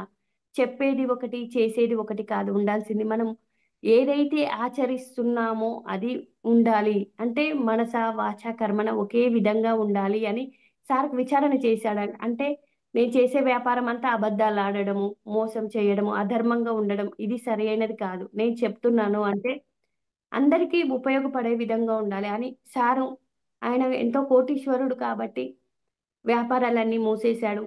ధ్యాన జీవితాన్ని 100% జీవించి ధ్యానాన్ని పొందాలి. నేను దేహం కాదు, దేహం కోసం ఇన్ని సేవలు చేశాను. ఎంతో పుణ్యాన్ని సంపాదించాను. ఆయన రోజు 200 మంది, 300 మందికి ఉచితంగా ఆయుర్వేదిక్ సేవలు, డాక్టర్‌ని పెట్టి సేవలు చేయించేవారు. మేడం కూడా 500 మందికి ఎన్నో హ్యాండెడ్ హోమ్ చేయించేవారంట అన్ని. అంటే కుట్లు, అల్లికలు ఇంకా వాళ్ళకు సర్టిఫికేట్ ఇచ్చి వాళ్ళకొక ఫ్యూచర్ ఇయ్యాలని అలా సేవ కార్యక్రమం చేసేది. కానీ ఎంతసేపు దేహ సేవలే చేశాను. పత్రి సార్ అన్నాడంట, "దేహానికి బాగా లాభపడ్డావు. నువ్వు ఆత్మవు కదా! ఆత్మ కోసం ఏం చేశావని" అడిగాడంట. అంటే నేను దేహం కాదా, ఆత్మనా అన్నప్పుడు సార్‌కి ఎంతో అంతర్మథనం జరిగి నేను ఇంతసేపు ఎంతోమంది ఊళ్ళో ఎవ్వరొచ్చినా, గురువుగారొచ్చినా, ఎవ్వరొచ్చినా వీళ్ళని మెచ్చుకునేవాళ్ళంట వీళ్ళ సేవలు చూసి. అంటే ఎంతసేపు దేహ సేవలే చేశారు. కానీ ఆత్మ సేవలేం చేశావు? ఆత్మ కోసం ఏం చేశావు? అని అడిగాడంట సారు. ఈ క్వెషన్ అడిగినప్పుడు సార్‌కి అంటే నేనేమి ఇప్పటివరకి 52 సంవత్సరాలు కష్టపడి, సంపాదించి చేసిందేది నాకు ఉపయోగపడదా? అంటే నా ఆత్మకి ఉపయోగపడదా? ఎంతసేపు దేహం పుణ్యం కోసం చేశాం. పుణ్యం అంటే భోగవంతమైన జీవితం కోసమే చేశాను. ఆత్మ కోసం ఏమి చేశాను అంటే, ఏమి చేయలేదనే చెప్పాడంట. అప్పటి నుంచి సార్‌లో ఒక పట్టి నేను దేహం కాదు ఆత్మ. అంటే ఆత్మ కోసం చెయ్యాలి. ఏది చేసినా నా ఆత్మ ఉన్నతి కోసమే చెయ్యాలి. నేను దేహం కాదు ఆత్మ అని తెలుసుకున్నా. ఆత్మ సేవలే చెయ్యాలి. ముక్తి కర్మలే చెయ్యాలి అని వారు 1, 2, 3 తారీఖుల్లో ఆత్మజ్ఞాన శిక్షణ శిబిరాన్ని స్థాపించడం జరిగిందంట. అంటే వారికున్న ధనాన్ని ముక్తి కర్మలకి, అందరికీ సత్కర్మలకు ఉపయోగపడే విధంగా వారి ధనాన్ని ఉపయోగించడం జరుగుతుంది. అంటే ఇంకా మనకి ఇవన్నీ అంటే పత్రి సార్ పరిచయం అయ్యాక ఆలోచించాడు. అసలు నేను ధనం సంపాదిస్తున్నానా? పాపం సంపాదిస్తున్నానా? అని చూస్తే పాపమే సంపాదిస్తున్నా కానీ ధనం కాదు అని అర్థమైందట. అందుచేత నేను వ్యాపారాలన్నీ మూసేశాను. మళ్ళీ ఇంకా మూడవ కన్ను ఉంతా, ఆ మూడవ కన్నుతో చూడగలిగేది ఇప్పుడు అడుక్కునే వారిలోని పేదవారు కానీ, ఎక్కువ మంది గత జన్మలో ధనవంతులే.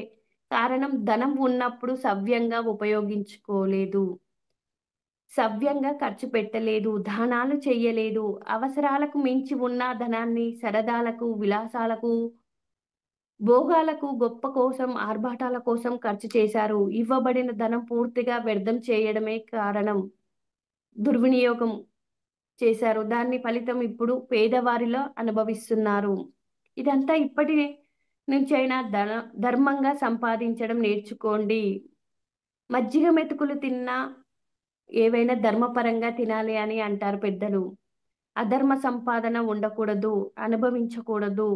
లేకపోతే ఉన్న దాంతో తృప్తిగా జీవించండి. ఇతరులను పోల్చుకోకండి. మీకున్న స్థితి ఈ జన్మ వరకే అని తెలుసుకోండి.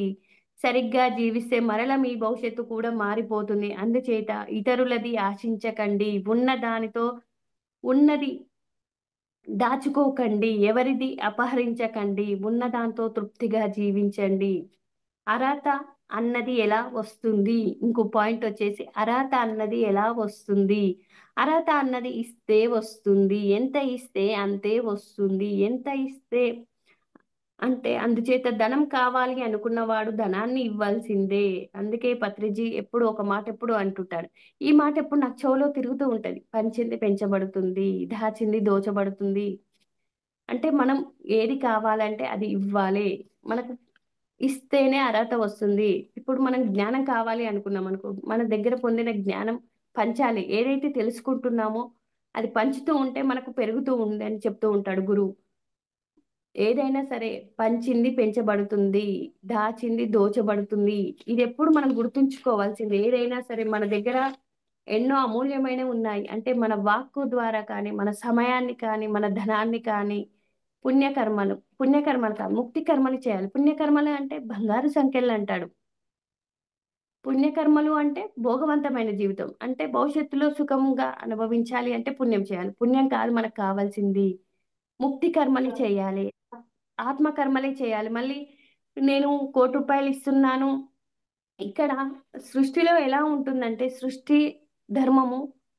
1,00,00,000 ఉన్నవాడు 1,00,000 దానమిస్తే అది 1% ఇచ్చినట్టు. అదే ఒక రూ. 1,000 ఉన్నవాడు 900 ఇస్తే సృష్టిలో 90% చేసినట్టు. సృష్టిలో ఏం చూస్తుంది అంటే పర్సెంటేజ్ చూస్తుంది. వీడు ఇంతిచ్చాడా, అంతిచ్చాడా అన్నది సృష్టిలో ఉండదు. రూ. 1,00,000 ఇచ్చినప్పుడు మనకు సామాన్యంగా అందరికి ఏమనిపిస్తాం అది ఎక్కువగా కనిపిస్తది. కానీ రూ. 1,00,000 ఉండి రూ. 1,00,000 ఇస్తే అక్కడ పర్సెంటేజ్‌లో చూస్తుంది సృష్టి. అంటే 1% ఇచ్చాడు. అదే రూ. 1,000 ఉన్నవాడు 900 దానం చేశాడు అంటే సృష్టిలో 90% తనకున్న దాంట్లో దానం చేశాడు. అలా పర్సెంటేజ్ చూసింది కానీ నువ్వు ఇంతిచ్చావా, అంతిచ్చావా అని కాదు. మనకు ఎంత ఉంటే అంత ఉన్న దాంట్లో ఇయ్యమంటున్నారు. మన దగ్గర రూ. 10 ఉంటే ఒక్క రూపాయి విశ్వ కళ్యాణం కోసం ఖర్చు పెట్టండి. ఏదైనా భవిష్యత్తు జన్మలు బావుండాలి అంటే, ఆర్థిక స్థితి బావుండాలి, ఏ ఇబ్బందులు లేకుండా ఉండాలి అంటే ఇస్తేనే వస్తుంది. అది మనకు ఉన్న దాంట్లో ఇయ్యమంటున్నారు. కోట్లు కాదు ఇయ్యాల్సింది. ఉన్న దాంట్లో ఎంతో కొంత విశ్వ కళ్యాణం కోసం మన వంతు ప్రయత్నంగా మనం చేయాలి. అంతే సృష్టిలో ఎవరు ఎంతిచ్చారా అన్నది చూస్తుంది. పర్సెంటేజ్ లెక్కనే చూస్తుంది. రాబోయే భవిష్యత్తు జన్మలో ఎవరు కోటీశ్వరుడు అవుతాడంటే 900 ఇచ్చిన వాడే కోటీశ్వరుడు అవుతాడు. 1,00,000 ఇచ్చిన వాడు సామాన్యంగా ఉంటుంది. ఎందుకంటే రూ. 1,00,00,000 ఉండి 1,00,000 ఇచ్చాడిక్కడ. అక్కడ రూ. 1,000 ఉండి 900 దానం చేసిన వాడే సృష్టిలో 90% దానం చేసిన వాడయ్యాడు. ఉన్న దాంట్లో ఎంత ఇవ్వగలిగితే అంతే ఇవ్వండి. ధనాన్ని పొందే అర్హతని సంపాదించుకోండి. మనం ఏదిస్తే అది భవిష్యత్తు జన్మలైనా బావుండాలి అంటే మనం ఏదిస్తే అదే మనకు వస్తుంది అన్నది బాగా తెలుసుకోవాలి. అలాగే రెండో పాయింట్ వచ్చేసి ఇందులో పేదవారి జీవితం అనుభవం పొందడం కోసం అలాంటి జన్మలు ఎంచుకుంటారు. తీసుకోవడం అంటే ఆర్థిక స్థితి సరిగ్గా లేని వాళ్ళు కొంతమంది అలాంటి జన్మలు ఎంచుకు వస్తారు. సహజంగా బాగా డబ్బు ఉన్న వాళ్ళే గర్వం, అహంకారం ఎక్కువ ఉంటుంది. చూడండి జమీందారులు, రాజులు, ధనవంతులు ధన గర్వంగా బాగా ఉంటుంది. ఆ ధన గర్వంతో, ధనమదంతో ధనం లేని వారిని కించపరుస్తూ ఉంటారు. ధనం ఉన్నవారు చూడండి కార్‌లో పోయేటోళ్ళు ఎవరైనా అడుక్కునే వాళ్ళని చూసి అలానే ఎళ్ళిపోతూ ఉంటారు. ఎందుకంటే ఆ గర్వం, అహంకారం డబ్బు ఉంది అని. కానీ వాళ్ళు అదే అనుభవం ఇప్పుడు బిచ్చగాళ్ళుగా ఎవరైతే ఉన్నారో, మనం తాడై ఉంటే మనకర్థమైతది అని చెప్తాడు సార్. వాళ్ళందరూ భవిష్యత్తు వాళ్ళ గతం జూడొచ్చు. వాళ్ళంతా గతంలో డబ్బుని సద్వినియోగం చెయ్యలే. ఎవరికి దాన ధర్మాలు చెయ్యలేదు. అందుకే ఆ అనుభవం పొందడానికి బిచ్చగాళ్ళుగా జన్మ తీసుకుంటారు. అంటే వాళ్ళకు ఎందుకోసం అంటే అందరిని హీనంగా చూసారు. అది మళ్ళీ ఆ అనుభవం అన్నది మనకు అర్థమైతది. చూడండి 'బిచ్చగాడు' సినిమా చూస్తే బాగా అర్థమవుతది. బిచ్చగాడుగా ఉన్నప్పుడు వాళ్ళ అమ్మకి బాగా గావాలని తను గూడా బిచ్చమెత్తినప్పుడు ఒక బిచ్చగానిలాగానే ప్రవర్తిస్తాడు. కానీ ఎప్పుడైతే తన దగ్గర డబ్బుందో వాళ్ళని గుర్తించడు. హీనంగా వాళ్ళని చూస్తే ఎళ్ళిపోతూ ఉంటాడు. అంటే పట్టించుకోకుండా వెళ్తాడు. ఎప్పుడు దానం చేయకుండానే వెళ్ళిపోతాడు. ఆ సినిమాలో బాగా ఆ మెసేజు ఉంటది. ఆ సినిమాలో కూడా మెసేజు ఉంది. ఆళ్ళమ్మ కోసం చేసినప్పుడు తను బిచ్చగాడిగా అడుక్కున్నాడు. అదే తను ఆళ్ళమ్మ బాగు కాగానే మళ్ళీ బిచ్చగాళ్ళని పట్టించుకోకుండా ఉన్నాడంటే, ఆ పరిస్థితి, ఆ అనుభవం అక్కడ పొందలేదన్నట్టు. అందుకే అన్నమాచార్యుల వారంటారు, "బ్రహ్మమొక్కటే పరబ్రహ్మమొక్కటే" అని పాడుతూ ఉంటారు. "హీనాధికములందు ఎందులో లేవు, అందరికీ శ్రీహరి అంతరాత్మ" అన్నారు. అంటే అందరిలో హీనమైనది ఎవరిలో అయినా ఆత్మే ఉన్నది అన్నది అవగాహనకొచ్చేసింది గదా మనకు. అంటే అడుక్కునే వాళ్ళలో కూడా నీలో ఏ భగవంతుడు ఉన్నాడో, అడుక్కునే వాళ్ళలో కూడా అదే భగవంతుడు ఉన్నాడు అన్న అవగాహన ధ్యాన మార్గంలోకి వచ్చిన తర్వాతనే వచ్చిందని చెప్తాను. అలాగే హీనమైన వాడు, అధికమైన వాడు ఎవరూ లేరు. కారణం అందరికీ శ్రీహరి అంతరాత్మ. కాబట్టి అందుచేత అందరూ సమానమే, అందరూ ఒకటే అని అన్నమాచార్యుల వారు చెప్పడం జరిగింది. అలాగే భగవద్గీతలో కూడా చెప్పబడింది. 5వ అధ్యాయం 18వ శ్లోకంలో విద్యా వినయం కలిగిన బ్రాహ్మణుడు, గోవు, ఏనుగు, కుక్క మాంసం వండుకొని తినే చెండాలుడు వీరందరి పట్ల సమదృష్టి కలిగిన వాడే పండితుడు. అంటే బాగా జ్ఞానం ఉన్నవాడే అని అర్థం. కానీ ఈ జ్ఞానం లేకపోవడం వల్లనే డబ్బున్న వాడిని నేను చాలా గొప్పవాడిని కారణ జన్ముడిని అనుకుంటాడు. కానీ లేని వాళ్ళని తక్కువగా చూస్తాడు. ఎవరైనా సాయం చెయ్యమని అడిగితే తిడతాడు. పని చేసుకోవచ్చు గదా! అని అవతలికి పొమ్మంటాడు. వాడిని బాధ ఏంటో వీడు గ్రహించడు. కొద్దిగా కూడా సాయం చేయడు. కానీ దీనికి ఒక ఎగ్జాంపుల్ కూడా చెప్తాను. మళ్ళీ బుద్ధుడు తను అడుక్కునేటప్పుడు ఒక అతను బాగా తిడుతూ ఉంటాడంట. నీకేంటి కాళ్ళు చేతులు బాగున్నాయి, అడుక్కోవాల్సిన పని ఏమిటి? అన్నీ బాగుండి ఒకటే వచ్చిందాక కూడా ఆగకుండా ఇలా ఒకటే అడుగుతున్నావు అని ఎన్నో తిట్లు తిడుతూ ఉంటే బుద్ధుడు సహనం వహించి అలానే ఉంటాడంట. సహనం వహించి ఇప్పుడు నువ్వు ఏసే పావలా నేను తీసుకోను. ఇది ఎవరికి చెందుతుంది అని అడుగుతాడంట. నువ్విచ్చే పావల నా నేను తీసుకోకపోతే ఎవరికి పోతుందంటే నా జోబులోనే ఉంటుంది. అయితే ఇప్పటి వరకు తిట్టావు కదా! అవి ఎవరికి పోతాయంటే నాకే వస్తాయంటే ఆయనకక్కడ జ్ఞానోదయాన్ని కలిగించాడు. ఎవరికి మనం ఎవరిని ఇయ్యకపోయినా ఏమి అనకుండా ఉంటే సరిపోతుంది. అక్కడ ఇవ్వాల్సి తిట్టి ఇయ్యడం కాదు. నీకిష్టమైతే ఇవ్వు. లేదంటే సైలెంట్‌గా ఉండు. నీ దగ్గర ఉంటే ఇవ్వు. లేదంటే సైలెంట్‌గా ఉండు. ఒకరిని తిట్టి కర్మలో భాగస్వామి కావద్దు అన్నది తెలుసుకోవాలి.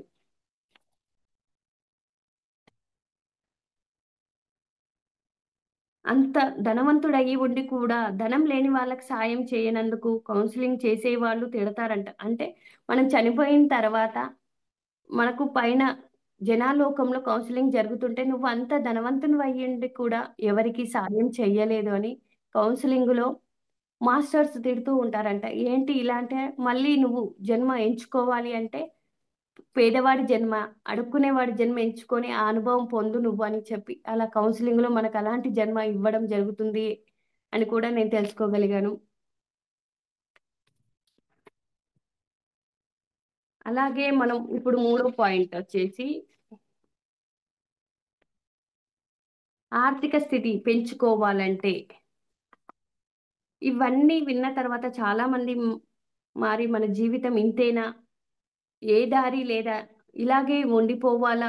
నేను సంపాదించుకునే అవకాశమే లేదా అనుకోవచ్చు. కానీ కావాలనుకుంటే ఇప్పుడైనా మీరు ఆర్థిక స్థితి పెంచుకోవచ్చు. కానీ సృష్టి నియమాలను అనుసరించి ప్రయత్నించాలి. ధనం ఉన్నవాడిని చాలామంది ఏమంటారంటే వాడు చాలా అదృష్టవంతుడు అంటాడు. ధనం లేని వాడిని దరిద్రుడు అంటాడు. దురదృష్టవంతుడు అంటా ఉంటారు.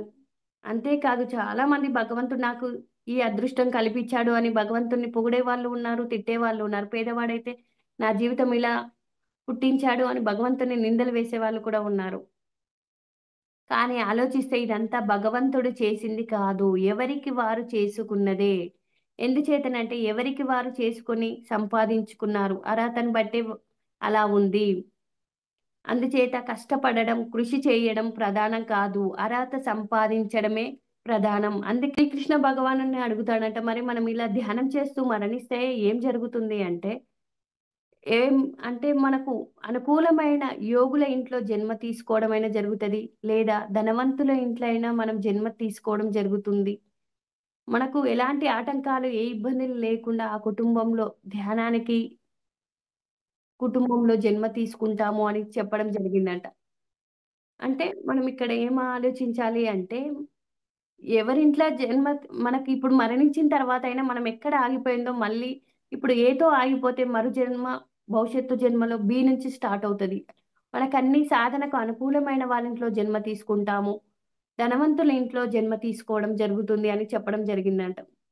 ఇంకా ధనవంతులుగా కొంతమంది పేదవాడిగా ఎందుకు ఏ ఏం చెయ్యడు కదా! మరి అలా పుట్టడానికి కారణం ఏంటి అంటే అర్హతే. అందుచేత తెలుసుకోండి. కొంతమంది గతంలో అర్హత సంపాదించుకున్నారు, కోటీశ్వరులయ్యారు. ముష్టివాడి కొడుకు అర్హత సంపాదించుకోలేదు. ముష్టివాడిగా జన్మ తీసుకోవడం జరిగింది. అందుచేత ఆర్థిక స్థితి అన్నది అర్హతని బట్టే వస్తుంది తప్ప రాత్రి పగలు కష్టపడి దాన్ని బట్టి రాదు. ఈ సృష్టి అర్హత ఎలా వస్తుంది అన్న సందేహం కూడా చాలా మందికి ఉంటది. అంటే ఈ సృష్టిలో అర్హత అన్నది ఇస్తేనే వస్తుంది. ఇవ్వకపోతే రాదు. అంతేకాదు ఏది ఇస్తే అదే వస్తుంది. ఎంత ఇస్తే అంతే వస్తుంది. అందుచేత ఈ సృష్టిలో ఆర్థిక స్థితి పెరగాలనుకునే వారు ఖచ్చితంగా అర్హతని సంపాదించుకోవాలి అంటే ఇవ్వవలసిందే. అందుచేత ధనం పెరగాలంటే ధనమే ఇవ్వాలి. ఎక్కువ ధనం కలగాలంటే ఎక్కువ ఇవ్వాలి. ఇక్కడ చాలా మందికి సందేహం రావచ్చు. కోట్లిచ్చి కోట్లు పొందవచ్చు అనుకుంటారు. కానీ మనకు శ్రీకృష్ణ భగవానుడు చెప్తాడు. మనము ఇచ్చేటప్పుడు ఎలాంటి ఫలితం ఆశించకుండా ఇవ్వాలి అంటారు. అంటే మళ్ళీ నేను చేస్తున్నాను కదా, నేను ఇప్పుడు 10 రూపాయలు ఇచ్చాను, నాకు 100 రూపాయలు రావాలి అని కూడా ఇవ్వద్దు అంటాడు. ఎలాంటి కర్తృత్వ భావన లేకుండా చెయ్యాలి. పని చేయడమే మన బాధ్యత, కానీ ఫలితం కూడా ఆశించకూడదు అంటారు. ఏ పనైనా సరే మనం చేస్తున్నాము, ఇస్తున్నాము. ఇప్పుడు నేను ధనం ఇచ్చాను, నాకు కోట్లు రావాలి అని ఇస్తామా, ఇస్తా వస్తే అన్న భావన కూడా ఉండకూడదు అంటారు. ఇవ్వడం వరకే మన పని, కానీ నేను ఇంత ఇచ్చాను నాకు అంత రావాలి అని అట్లా షరతు అన్నది కూడా ఉండకూడదు. ఇంకా కొంతమంది భగవంతులు మమ్మల్ని పేదవారుగా చేసి సేవ చేసే భాగ్యం కూడా లేకుండా చేశాడు, ధనవంతుల్లా సంపాదించుకునే అవకాశం మాకు లేదే అని బాధపడతారు ఉంటారు. అంతేకాదు ఇలా ఇంకా ఏమంటారంటే, ఈ సృష్టిలో కోటీశ్వరులకే కోట్లు ఇవ్వగల అవకాశం ఉంది, మాలాంటి వారికి ఎలా ఉంది ఇవ్వడము అంటారు. కానీ పత్రి సార్ ఏమంటాడు, నీ దగ్గర ఏది ఉంటే అదే ఇవ్వమంటాడు. ఏదైనా సరే ఎంత నీ దగ్గర ఉందో అంతే ఇవ్వరు, నీకు దానికోసం ఎక్కువ ప్రయత్నం చేయవలసిన అవసరం కూడా లేదంటారు. సృష్టిలో పై విషయాలు మనకు అర్థమైనట్లే పూర్వం పండితులు కొన్ని పురాణాల కథల ద్వారా తెలియజేయడం జరిగింది. ఇక్కడ ఒక కథ చెప్పడం జరిగింది. భారత యుద్ధం ముగిసిన తర్వాత ధర్మరాజు, టైం ఉందా మేడం? భారత యుద్ధం ముగిసిన తర్వాత ధర్మరాజు మంచి షోడశోపచారమైన విందు ఏర్పాటు చేయడం జరిగిందంట. అందరు ఆ విందుని చూసి మెచ్చుకుంటున్నారంట. ధర్మరాజుని ఇంత అద్భుతమైన విందు ఇచ్చాడు, అందరు వేలల్లో మెచ్చుకుంటున్నారు. వేలల్లో మెచ్చుకుంటుంటే ఇది శ్రీకృష్ణ భగవానుడు ఆ సభలో ఉన్నాడు కాబట్టి ఇది ధర్మరాజుకు సరైనది కాదు అంటే, ఆయన మెచ్చుకోవడం వల్ల ఆయనలో ఒక ఆలోచన మెదిలింది. నేను కాబట్టి చేయగలిగాను అన్న అహం వచ్చేసింది. అహం వచ్చినప్పుడు ఇది ధర్మరాజుకు సరైనది కాదు అని శ్రీకృష్ణుడు ఒక నాటకాన్ని రక్తి కట్టించాడంట ఆ సభలోనే. ఆయన మంచి విందు చేశాడు, అందరూ పొగుడుతూ ఉంటారు. ఆ పొగడ్తలకు ఆయన పొంగిపోతూ ఉన్నాడు. ఆ విషయం కూడా తెలుసుకొని ఇది సరైనది కాదు, ధర్మరాజు పాలన సరిగ్గా ఉండాలి, అందరూ బాగుండాలి అంటే ఆయనకు అహం వస్తే మళ్ళీ పతనం అవుతాడు, ఇది సరికాదని ఆయనలో ఆ అహంకారం రాకుండా ఉండాలని ఆ కథ సృష్టించడం జరిగింది. అంటే ఏంటి అంటే, ఒక ముంగిస, ఆ ముంగిస ఏం చేస్తుంది అంటే అందరు విస్తర్లలో పండి పొర్లాడుతుంది. అది ఎలా ఉంటుందంటే సగం బంగారంగా సగం ముంగిసగా ఉంటుందంట.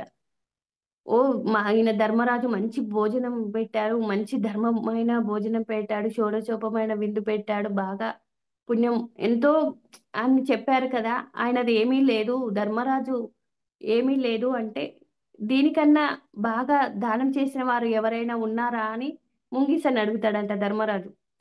ఉన్నారు, పక్క ఊర్లో మీ ఊర్లోనే మీ రాజ్యంలోనే ఒక పేద బ్రాహ్మణ కుటుంబం ఉంది. ఆ కుటుంబంలో బాగా దానాలు చేసేవారు. ఒక సంవత్సరం వర్షాలు పడకపోవడం వల్ల వాళ్ళకు ఆహారం కొరత ఏర్పడింది. ఎలాగా అంటే చనిపోయే స్థితిలో ఉన్నారు. చనిపోయే స్థితిలో ఉన్నప్పుడు వారికి కనీసం రేపు ఈ ఒక్క పూట తింటే రేపు జీవితం ఎలా ఉంటుంది అని వాళ్ళు వెళ్ళి బయట ఉమ్, ఆ ప ఆ బ్రాహ్మణుడు పంట పొలాలలో పోయి చూస్తాడంటే ఎక్కడ ఏమైనా గింజలు ఉన్నాయా అని. అక్కడక్కడ రాలిపడిన ఒక్కొక్క గింజని వేరి ఒక పిడికెడు వరకు చేసి, అది ఈ పిడికెడు భోజనం అందరి బతకడానికి సరిపోతుంది కదా, ఈ రోజు రేపు ఎలాగో చనిపోతాము అని అది వండిన తర్వాత వాళ్ళు కరెక్ట్‌గా తినే సమయానికి అతిథి ఇంటికి వస్తాడంట. అతిథి ఇంటికి వచ్చినప్పుడు ఏమంటాడంటే, మనము ఈ ముద్ద తిన్నా తినకపోయినా చనిపోతాము. కాబట్టి అతిథికి ఇప్పటివరకి గౌరవించాము, ఇప్పుడు కూడా గౌరవిద్దాము అని ఆ ఒక్క ముద్ద పెడతారు. ఆ అతిథికి ఇంకా ఆకలి అంటాడంట. మళ్ళీ వచ్చి మళ్ళీ అందరూ అందరు కరెక్ట్‌గా పెట్టుకున్నారు. నలుగురు, ఐదుగురు ఉన్నారు. వాళ్ళందరికీ ఒక్కొక్క ముద్ద ఉంది. అది అందరిని కలిపి పెట్టిన తర్వాతనే తిన్న తర్వాత ఆయన తృప్తి చెందుతాడు. అప్పుడు ఆ ముంగిస ఇల్లంతా వెతుకుతది. ఆకలయ్యి వెతికినప్పుడు అక్కడ ఏమీ దొరకకుంటే ఆ అతిథి తిన్న ఆ విస్తరాకులో ఒక 4, 5 మెతుకులు తిని అది బంగారంగా మారిందంట. సగం బంగారంగా సగం అంటే అప్పుడు చెప్తదంటే ఇదంతా ఆ బ్రాహ్మణుడు చేసిన ధ్యాన ఫలితం వల్లనే సగం బంగారంగా మారగలిగాను. ఇలాంటి ఇంకా ముంగిసకు కోరిక కలిగిదంట. నేను పూర్తి బంగారంగా మారిపోవాలి అని అంటూ ఉంటే ఆ మాట విని ముంగిస ఎవరో ధర్మరాజు చేస్తున్న ఆ విందులో పాల్గొందాము, ఆయన ఎంత ధర్మం చేశాడు అంటే నువ్వేం ధర్మం చెయ్యలేదు, నీ దగ్గర కోట్లు కోట్ల ఆస్తి ఉంటే భోజనాలు మాత్రమే పెట్టావు, నీకంటే ఆ బ్రాహ్మణుడు చేసిన దానమే గొప్పది. ఎందుకు అంటే ఆయన చనిపోయే స్థితిలో ఉండి తనకు ఉన్నదంతా పెట్టగలిగాడు. నీవు కోట్లు వండి ఒక భోజనాలు పెట్టావు అంటే నీదంత పుణ్యం కాదు అంటే అప్పుడు ధర్మరాజు అహాన్ని తగ్గించి ఆ బ్రాహ్మణుడిది గొప్ప దానం అని చెప్పడం జరిగి అంటే అహంకారాన్ని పెంచుకోకూడదు. ధనముందని అహం పెంచుకుంటే కూడా మనం పతనం అవుతాము అని తెలుసుకోవాలి దీని ద్వారా. ఎవరి దానం అంటే మనం ఉన్న దాంట్లో ఎంత ఇచ్చాము అన్నది ముఖ్యం. రూ. 10 ఉన్నదా, ఒక్క రూపాయి విశ్వ కళ్యాణం కోసం మనం వంతుగా చెయ్యాలి. కోట్లు ఉంటే కోట్లే ఇవ్వాలి. ఏది ఇస్తే అంతే వస్తుంది సృష్టిలో. కానీ ఇస్తేనే అర్హత వస్తుంది. ఇవ్వకుంటే అర్హత రాదు అన్నది మనం తెలుసుకోవాలి. ఏదైనా సరే అర్హత పొందాలి అంటే మనకేది కావాలి అంటే జ్ఞానం కావాలంటే జ్ఞానం ఇవ్వాలి. ధనం కావాలంటే ధనం ఇవ్వాలి. ఏవైనా సరే మనం చేసేది ముక్తి కర్మలకు ఉపయోగించుకోవాలి. అంటే మళ్ళీ జన్మ లేకుండా చేసుకోవాలి అంటే మళ్ళీ ఆశించకూడదు. ఇచ్చి కూడా ఆశించకుండా చేసుకోవాలి. ఇది నాకు బాగా అర్థమైంది. అంటే ధ్యాన జీవితంలోకొచ్చిన తర్వాత మనం ఏమి చేయాలి? ఏమి చేయకూడదు? అన్నది బాగా అర్థమైంది. అలాగే ఏటీఎంలు 4 పాయింటొచ్చేసి, ఈ జన్మలోనే ఆర్థిక స్థితి పెంచుకోవాలి అంటే ఇందులో 4 పాయింట్లున్నాయి. ప్రకృతిలో ఈ జన్మలో కూడా ఆర్థిక స్థితి పెంచుకునే అవకాశం ఉంది. ఈ విషయాలు తెలుసుకుందాం. బ్యాంకు నుంచి డబ్బు తీసుకోవాలంటే 3 రకాలుగా తీసుకుంటాం. ముందుగా బ్యాంకులో వేసుకొని ఉండాలి. రెండోదొచ్చేసి ఏవైనా ఆస్తులు తనఖా పెట్టాలి. మూడోదొచ్చేసి ఎవరైనా డబ్బు ఉన్నవారు హామీ ఉండాలి. ఇలా 3 రకాలుగా బ్యాంకు నుండి డబ్బు పొందవచ్చు. అలాగే ప్రకృతి నుంచి మీకు డబ్బు రావాలి అంటే ముందు చేసుకోవాలి ఒకటి. 2 మీ భవిష్యత్తు తనఖా పెట్టాలి. మూడొచ్చేసి ఎవరికైనా సహాయం చేయాలి. చేసుకోవాలి అంటే బ్యాంకులో మనం ఎంత వేసుకుంటే అంతే వస్తుంది. మనకు కష్టాలున్నాయి, సమస్యలున్నాయని ఏటీఎం దగ్గర వెయ్యి అగరబత్తిలు చూపిచ్చి, పూజలు చేస్తే నాకు మనము 5,000 ఉంటే 5,000 డ్రా చేసుకుంటాము. నీకు పూజ చేశాను గదా! నాకు కష్టాలెక్కువున్నాయి, ఆర్థిక సమస్యలెక్కువగా ఉన్నాయి. నాకు 10,000 ఇయ్యమంటే ఇస్తుందా ఏటీఎం? చేసుకున్నంతనే ఇస్తుంది. ఎంత వేసుకుంటామో అంతే ఇస్తుంది. అలాగే ఈ సృష్టిలో కూడా చూడండి ఏ భూమండలం కూడా భగవంతుడు నిర్మించిన అతిపెద్ద ఏటీఎం ఇప్పుడు మనం డబ్బులు తీసుకునే ఏటీఎం. మానవుడు నిర్మించిన బుల్లి ఏటీఎం. అయితే భూమి అన్నది భగవంతుడు ఏర్పాటు చేసిన పెద్ద ఏటీఎం. ఇప్పుడు మనం ఇక్కడ ఏది ఇస్తే అదే వస్తుంది. ఎంత ఇస్తే అంతే వస్తుంది. ఇక్కడ ఎంత చేసుకుంటే మన భవిష్యత్తు జన్మలు అంత అద్భుతంగా ఉంటాయి. బ్యాంకు నుండి చూడండి ఎంత ముందు ఎక్కువ వేసుకుంటే ఏటీఎం నుండి ఎక్కువ తీసుకోవచ్చు. తక్కువ వేసుకుంటే తక్కువ తీసుకోవచ్చు. అదే ప్రకృతిలో ఏదైతే ఎక్కువ చేస్తే ఎక్కువ వస్తుంది. తక్కువ చేస్తే తక్కువ వస్తుంది. ఏమీ చేసుకోకపోతే ఏమీ రాదు. కానీ ఇప్పుడు జనం ఏమీ చేసుకోకుండా రావాలి అనుకుంటారు. కానీ ప్రకృతిలో అది కుదరదు. చేస్తేనే వస్తుంది. ఇస్తేనే వస్తుంది. చాలా మందికి తెలియక పూజలు చేసి, పూలు పెట్టి, హారతులిచ్చి, అగరబత్తులు వెలిగించి, కొద్దిగా నైవేద్యం పెట్టేసి, నా కష్టాలన్నీ తీరిపోవాలి, నా ఆర్థిక సమస్యలన్నీ తీరిపోవాలి అంటారు. కావాలంటే ఏటీఎం దగ్గర కూడా వెళ్లి నా ఏటీఎం పూజ చేయండి. అక్షింతలు వేసి, పసుపు కుంకుమలు వేసి, అగరబత్తులు వేసి వెలిగించుకోండి. ఏటీఎం నేను చాలా బాగా కష్టాలున్నాను. నా కష్టాలు తీర్చు అంటే తీరుస్తుందా? తీయదు. మనం ఎంత వేసుకున్నామో అంతే తీసుకోగలుగుతాము. అలాగే ఎన్ని పూజలు చేసినా, ఏవి చేసినా కర్మ అన్నది పోదు. మనం ఏదైనా సరే అర్హత ఇస్తేనే వస్తుంది. ఎంత ఇస్తామో అంతే పొందగలుగుతాము. ఏది ఇస్తే అదే పొందగలుగుతాము అన్నది కూడా తెలుసుకున్నాము. అలా మనం ఏదైనా సరే ఈ జన్మలో ఆర్థిక స్థితి పెంచుకోవాలంటే ముందు మనం చెయ్యాలి. ఇప్పుడు ఈ భూమి అన్నదే పెద్ద ఏటీఎం అని చెప్పడం జరిగింది. ఇక్కడ మనం ఎంత ఇస్తే మరో జన్మకు అంత ఉపయోగపడుతుంది. భవిష్యత్తు జన్మలు ఆనందకరంగా ఉంటాయి.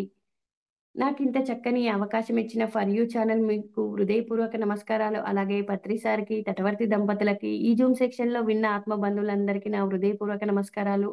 Thank you madam. Thank you. Thank you. Thank you madam. Thank you so much madam. For you మీకోసం ఛానల్కి వచ్చి ఎంతో గొప్ప ఆత్మజ్ఞానాన్ని అందించారు మేడం. Thank you madam.